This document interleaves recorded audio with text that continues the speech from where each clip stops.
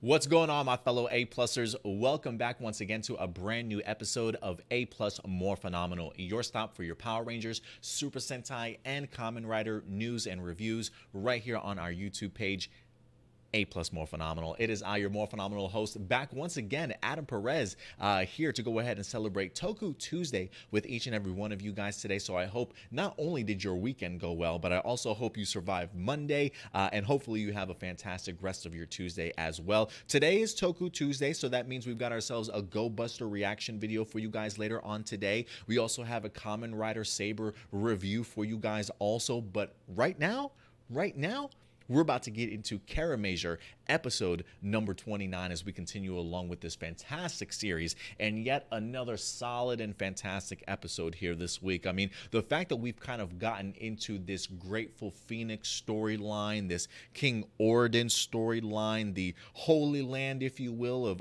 Atamald, the introduction of Yodana over the past several episodes. I mean, I really do feel as though the momentum is just swinging as there is an uptick in intensity, some action, some great revelations right now as we're a little bit past sort of the halfway mark for this season.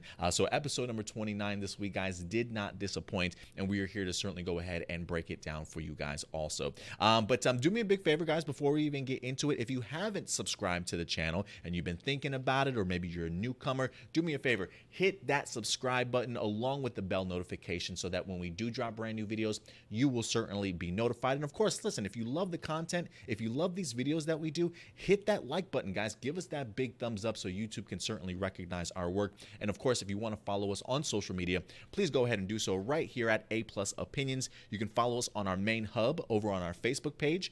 We're also over on Twitter, Instagram, and for you gamers, on Twitch also, guys. So definitely go ahead and do so. But with that out of the way, let's get into some episode 29 review for Kiramager, as we really continued from the previous week's episode here, as we finally had Embark in our possession, finally, right? The mentor of King Oradin himself, Juru and Shiguru, were able to go ahead and convince him to join us on this side. And he immediately makes a very impactful entrance, if you will, when we wrapped up last week's episode by really stopping Gamoryu sort of in his tracks, if you will.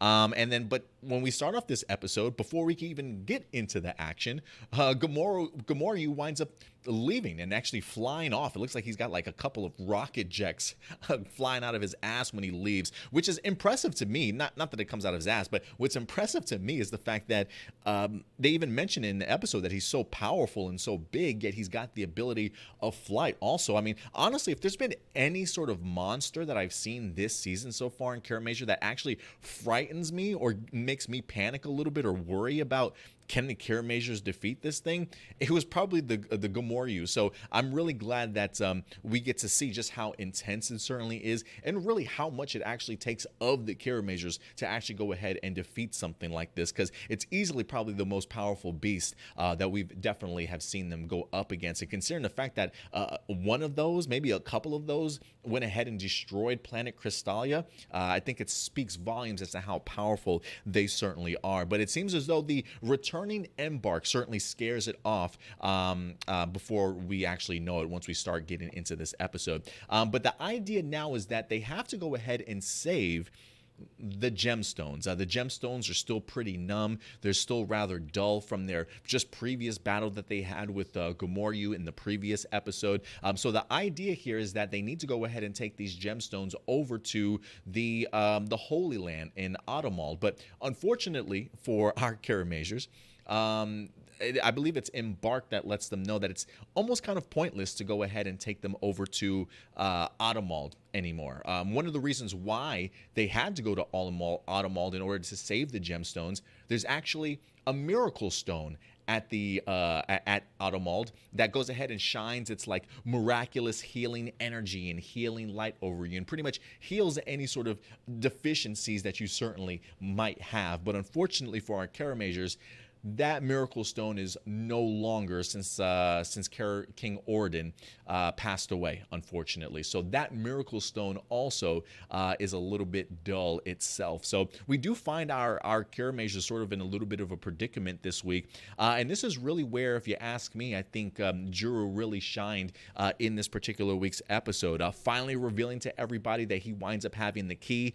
that he's still making connections with the spirit of King Oradin, and he's finally utilizing the idea that, you know what, we probably should put this key to use. I know the idea of going to Atamald isn't maybe going to save the gemstones right away, but if we can go to Atamald and I can use this particular key to find King Oradin, then maybe there certainly is hope. And hope certainly springs eternal, if you will, in this particular episode, as Juro does in fact find the soul of King Oradin. And for me, it's pretty cool to finally see these two meet. Like, I can't even lie, like, I had a huge grin on my face this entire episode, just watching sort of the meeting. I don't want to say just the meeting, but a reunion, if you will, between these two. Like, I know that they haven't had the opportunity to meet each other sort of flesh and blood, if you will, but the connection that Juro and King Oradin have had has been so strong all season long. So to see this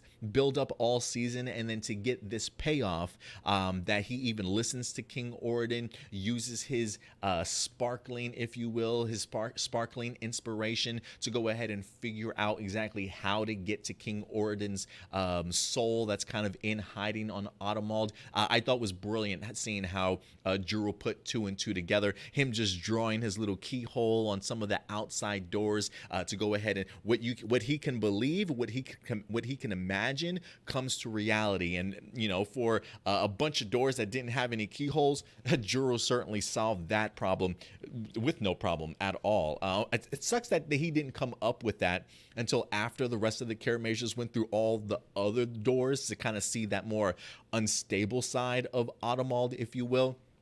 But there really was something just special and awe-inspiring and just fantastic to see Juro face to face with King Oradin in order to kind of save his soul, right? Get him out of this limbo that he's in and give King Oradin that chance that he certainly needs to survive once again, right? I know a ton of people here were certainly under the impression that King Oradin wasn't dead. There was still that huge question mark, right? We were wondering to ourselves if King Oradin wind up surviving the battle or the capture of Emperor Yodan in them, and it seems as though his soul at least certainly remains intact, as we come to find out that he pretty much did the same exact thing that his own queen did in regards to taking his soul out and putting it inside of another inanimate object. So when we do see Juro actually saving King Oradin's soul and they leave the room, we see King Oradin fully become sort of this miracle stone, if you will, and transforming into the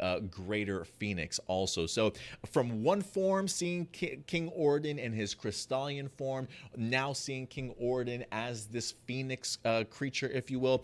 Talk about poetic, right? I mean, considering the fact that we already knew the connection between King Oradin and the priestman from the shrine that Juro used to go to, and the inspiration that King Oradin got from the phoenix that was certainly there, right? So I love the fact that it's all kind of coming full circle back to this story of the phoenix matching up with the resurrection, if you will, of King Oradin. I thought it was a really beautifully told story, and of course, if there's anybody that I wanted to certainly find King Oradin, it definitely was Juro. And like, again, like there's something really exciting about knowing that he's alive, seeing Takemichi thrilled that his father is back, seeing Mabushina get the opportunity to finally weep, not in necessarily sadness, but just tears of joy and happiness that her father has in fact returned and survived all the terrible things that have certainly happened. So really great moments in here for King Oradin, along with the rest of his family,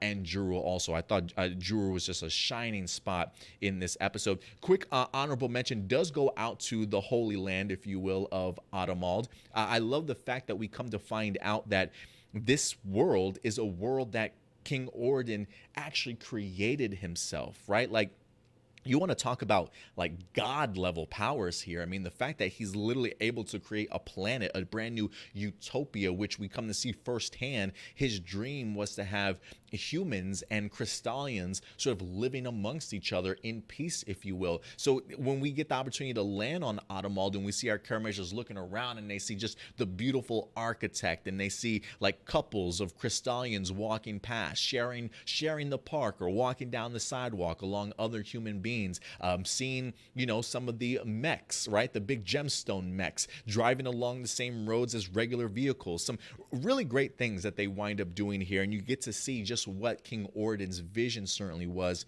for this particular world. For me, it is, I don't want to say it's baffling, but it is kind of crazy to me that like King Oradin literally creates this world.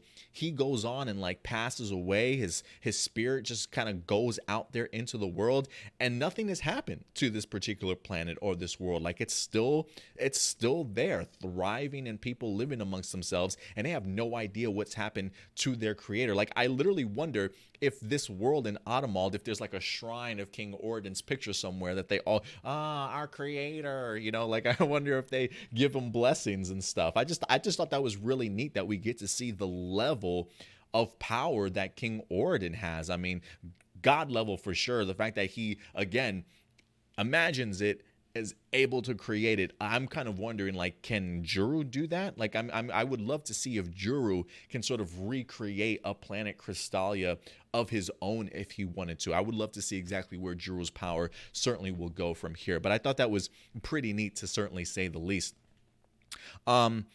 I do want to talk a little bit about the Greater Phoenix here, because we finally got to see the brand new debut of a new mech combination in here. We get to see not only the Phoenix that is King Oradin, but we get to see him combine with his mentor in Embark, which is pretty much like a carrier mech, if you will. It usually carries around all the gemstones that we've seen so far. But this carrier mech, mind you, he's not like Titanus, right? Or from Mighty Morphin Power Rangers. I mean, he doesn't just drive on the street and carry you. No, this one here in Embark not only flies, but he can also turn into a Zord of his own. And I love this combination of the Grateful Phoenix, to be quite honest with you. I think it's a match made in heaven with these two. The special effects, the design of the suit or the mech looked fantastic. The power sets I thought were great. The double axes were pretty cool, that can actually turn into like one long like double axe staff or whatever the case may be. I don't remember what they called it in here, what the name of that weapon is, but it's incredible. It's absolutely incredible. So love the movement too. Like, I haven't really seen any of these Zords move very well. Definitely not like Real Soldier at all. So when I get the opportunity to see this Grateful Phoenix, I mean, it's spinning with its staff and everything. I mean, it looks pretty fluid for the most part, but really enjoyed getting the opportunity to see the Grateful Phoenix finally make its debut, and an impactful one, to say the least. But what was up with the ending, though? Like, I love the fact that everybody's so happy and so thankful to certainly see King Oradin back once again, only to come to find out that Homeboy is just gonna split on them at the very end. Like, for me, it did make me chuckle after King Oradin complimented Juru, you know, congratulating him for doing such a good job. And then we get to see Takamichi, his son, step forward. And like, he hasn't seen his father in ages. His father just complimented Juru. I love the fact that Taka's fishing for a compliment also. He's like, hey, I've been good too. Like, I've done a good job, you know. And then his father just flies off. See you guys around. See you guys later. The reactions of the rest of the team were just like, but I thought, I was thinking to myself, like, aren't you supposed to come back with us, right? Like, you're not supposed to leave. We literally just freed you, and now you're off on your own. Like, I would have thought you wanted to have a happy reunion, come back to the command center, right? See your daughter, see one of your best friends in Moryu. Like, just something, guys, something. Nope. King Oradin's like, hey, thanks for setting me free, bye, and then he's just off. So who knows when we're gonna see the Grateful Phoenix again? Who knows when we're gonna see King Oradin again? But the king is alive. He has in fact survived. So I'm just super thrilled to see that. I also do want to talk a little bit about Garza here, because Yodana does go ahead and actually pull him aside this week to go ahead and reveal to him that they had, or I should say, they did have King Oradin's body sort of like in this, I was going to say this carbonite But it's definitely not carbonite. It looks like he almost looked like his body was like formed inside like this rock or whatever the case may be. Like whatever they encapsulated sort of his King Oradin's body in there to sort of like petrify him and sort of thing. It was a pretty gnarly design, but I can't lie, when I first saw it, I was just thinking like, oh look, they put him in carbonite. Okay, awesome. But I do love just the reaction that we get here from Garza, who immediately upon seeing his brother's figure in the rocks, you can just immediately tell that Garza deep down inside is going ape shit. Like he's freaking out right now. Like the fact that King Oradin, while he's out of commission, is standing in front of him, he just gets all sorts of just terrible feelings. Like probably not thinking he would ever have to see this dude's face ever again. And now that Yodana's got his body there, he's starting to sense like things that are happening in regards to, I'm assuming, maybe King Oradin's spirit or whatever Juru's tapping into. I'm not quite sure, but you can immediately see like once Garza starts seeing his brother's body or his rock formation, I should say, yeah, there's no rest for Garza at all. He's immediately put on heightened alert. He knew this was going to happen. He had a bad feeling, and it definitely has come to fruition. And so, yeah, Garza definitely has to regroup. And so the fact that Garza even tells them like, hey, I've got to leave. You may not see me for a while. I'm kind of curious to know what he's going to get up to. I'm kind of hoping that we're going to get ourselves a meeting here. I'm kind of hoping that Garza maybe goes back to Planet Crystallia. Maybe he goes someplace else that maybe he thinks King Oradin certainly would visit, right? Like maybe Garza's leaving to either talk to his brother or maybe finish the job that he certainly, that Garza didn't clearly get to finish in the very first episode, or number 0 episode, whenever that was. So it'll be interesting. Like the fact that King Oradin left, Garza left, I want to see these two brothers meet face to face, just to kind of see what kind of smack talk is going to happen from Garza. And King Oradin's like, see, I'm back. I bet you're pissed, aren't you? I would love to see just those two brothers have some sort of confrontation now that King Oradin is in fact back. But we'll see what happens to Garza, if he's going to get more powerful or what he's certainly going to do. But considering the fact that he said we weren't going to see him for a while, I wonder if that means that we won't see him in next week's episode, and maybe it'll just be Carantula and Yodana kind of pulling the strings. We'll definitely have to see in regards to that. But overall, man, I love this episode. This season continues to impress for me. They really know how to tell a story, and importantly, pace a story. They honestly could have given us the reveal of King Oradin surviving at the very end of this particular season. But the fact that they let us know and show us his spirit here by episode number 28 lets me know that this is just all part of one bigger story that they certainly have to tell. And don't get me wrong, there's definitely still some question marks to be answered or some revelations to be revealed for sure. But the pacing, I think, has been fantastic. If it's not character development and solid storytelling, then it is going back to the bigger questions and giving us some reveals and some debuts and things like that, and pushing the story forward. So I've been really, really pleased, to say the least. But other than that, guys, that's everything that I've got. Fantastic episode, great action, great characters, great to see King Oradin back. Absolutely loved it. The music was spectacular as well to go along with it, giving me some goosebumps. But listen, guys, you know what? At the end of the day, these are just my A+ opinions. I want to know yours, though, so please let me know your thoughts in the live chat or the comment section box below, ladies and gentlemen. And I don't believe I have any comments or questions for Kiramager this week. So again, guys, listen, if you do have any live viewer questions that you certainly would like to go ahead and submit over to us, you certainly can anytime during the week. Go ahead and submit your email over to APlus Morphinominal. It's spelled right down over here, APlus Morphinominal @gmail.com. So if you have any questions in regards to Kiramager, anything Super Sentai, Power Ranger related, any news or articles that drops through the week that you want to ask me a question about, or a topic to be discussed on Saturday's live episode, we go live Saturday at noon Central Time. Again, feel free to submit your questions over at any time at APlusMorphinominal @gmail.com. But other than that, ladies and gentlemen, that'll do it for me here today. So thank you very much for joining me, each and every one of you. If you haven't subscribed, please go ahead and do so, and also follow us on social media at APlusOpinion. So until next time, guys, do me a big favor, take care of yourselves, take care of each other, and keep it A+. I'll talk to you later. Karame change!